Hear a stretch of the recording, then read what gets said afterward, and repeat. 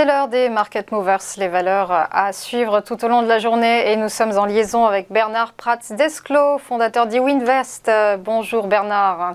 Bonjour Lynn, bonjour tout le monde. Alors Bernard, on va commencer par Téléperformance, plus 1,68% hier pour le numéro 1 mondial de la relation client externalisée. Les investisseurs ont bien accueilli l'acquisition récente de l'américain Accenture. Du coup, le spécialiste des centres d'appel tutoie de nouveaux sommets.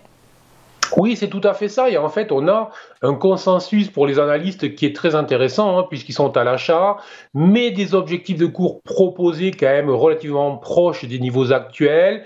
Une entreprise qui se paye entre 33 et 37 fois les bénéfices. Historiquement, on était plutôt autour de 27-28 fois.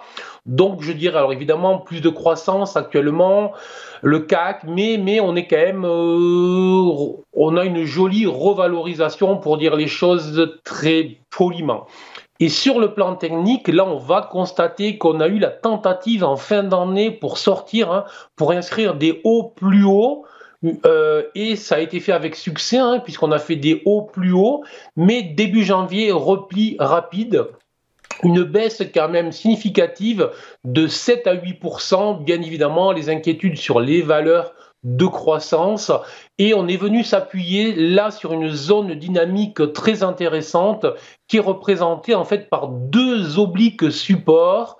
Une oblique support de très court terme qui prenait appui sur les deux creux qui ont précédé justement cette accélération vers le haut de la fin de l'année, et une oblique support qui elle est de très long terme, puisqu'elle date de plusieurs trimestres. Donc, à long terme, soyons clairs, c'est une valeur qui reste très haussière, très intéressante, une valeur de croissance très belle, mais à court terme, elle pourrait être impactée justement par le comportement. On sait très bien que s'il y avait relèvement des taux, et on va avoir des relèvements des taux, la seule question, c'est la vitesse de ce relèvement de taux. Donc, on sait très bien que les valeurs de croissance devraient être plus impactées que les valeurs cycliques. Donc, petite inquiétude à ce niveau-là. Donc, on va se montrer prudent sur la valeur sans être très pessimiste, bien évidemment. Sinon, on ne serait pas sur les marchés financiers. Donc, autrement dit, on va rester relativement neutre. Ce qui m'intéresserait, c'est de surveiller une zone aux alentours des 330, 7-8% plus bas que les niveaux actuels, qui là sera une zone de support très intéressante au cas où elle viendrait à être vue ou revue dans les prochaines semaines.